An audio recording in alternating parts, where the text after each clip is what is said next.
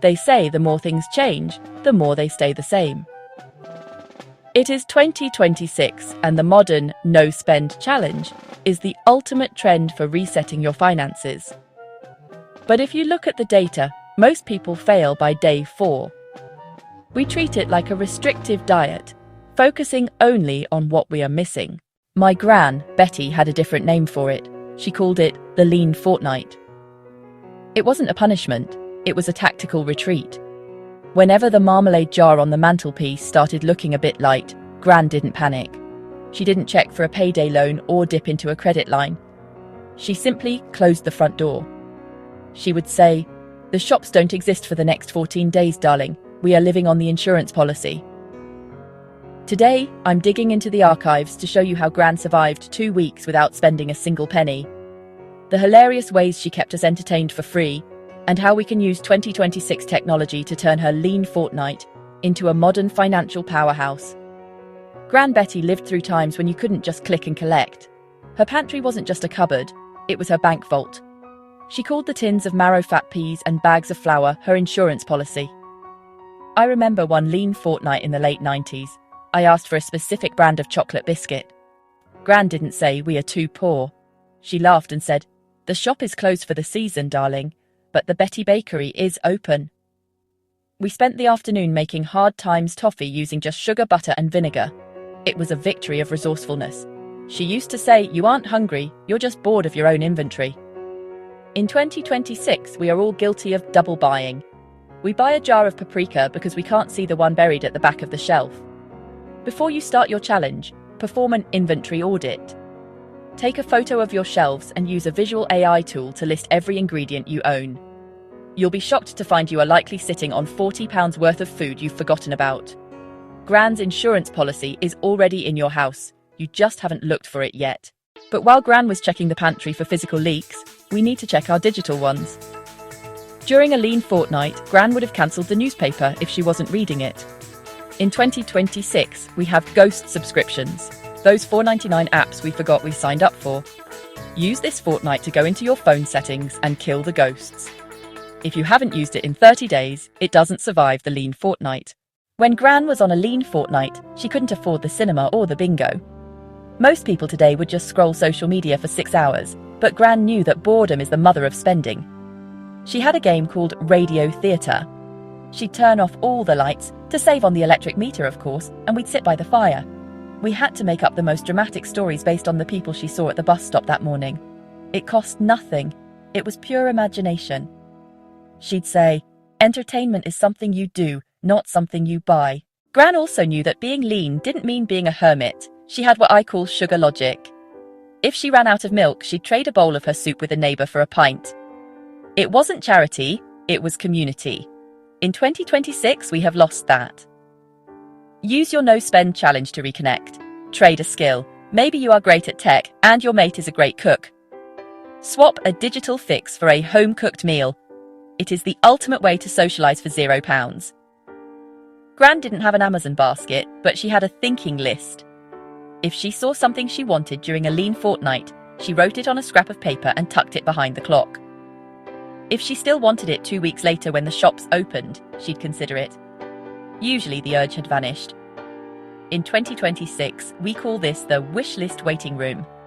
Move those items from cart to saved for later. Give your brain 14 days to realise you didn't actually need it. Our modern no-spend fails because we see adverts every 30 seconds on our phones. During your challenge, implement a grandma blackout from 7 p.m. to 9 p.m. Turn off the screens, read that book you bought 3 years ago, or use a free language app. If you aren't looking at suggested for you items online, you won't feel the urge to spend. Gran was a master of stretching the protein. If there was one chicken carcass left from Sunday, that chicken was going to work for its living until Wednesday. She was also the original zero-waste warrior. In a lean fortnight, even the vegetable peelers were boiled into stock. She didn't call it sustainability, she called it common sense. In 2026, we throw away a third of the food we buy. Use this fortnight to master stem-to-root cooking. Use the broccoli stalks, save the bacon fat, freeze the ends of the bread. Every scrap you don't bin is money you don't have to earn twice. Gran kept her marmalade jar on the mantelpiece so she could see it getting heavier. In the digital age, invisible money is too easy to spend. You need a visual win. Every day you spend £0, put a physical tally mark on your fridge or use a pixel tracker app. When you see a string of 14 green boxes, your brain gets the same dopamine hit Gran got when she heard the clink of a coin in that jar. During a lean fortnight, the car stayed on the drive. Petrol was dead money to Gran. I remember walking 3 miles with her to the library because it was free. Every mile we walked was another shilling for the marmalade jar. In 2026, microtransactions kill our budgets. For your fortnight, commit to human-powered travel for anything under 3 miles. Use a fitness tracker to gamify it. Every time you walk instead of paying for transport, pay yourself that fare into a digital savings pot. Gran Betty also taught me about the maintenance reset. During a lean fortnight, she started maintaining. She'd spend the time oiling a squeaky hinge, polishing her shoes, or darning socks. She said, "If you look after what you have, you won't need to buy what you haven't." In 2026, we replace things the moment they look worn. Use your no-spend time to clean your trainers, delete unused files, or repair a loose button. It's a financial deep clean that makes you appreciate your current life so much more. However, the most dangerous day isn't day 1, it is day 15. The moment the front door opens, most people rush to the shops and spend everything they just saved. Gran's secret was the slow thaw. On day 15, she would only buy the absolute essentials: milk, bread, eggs. She kept the savings from the fortnight locked away for something that actually mattered, like a trip to the seaside. Don't celebrate a no-spend month by spending.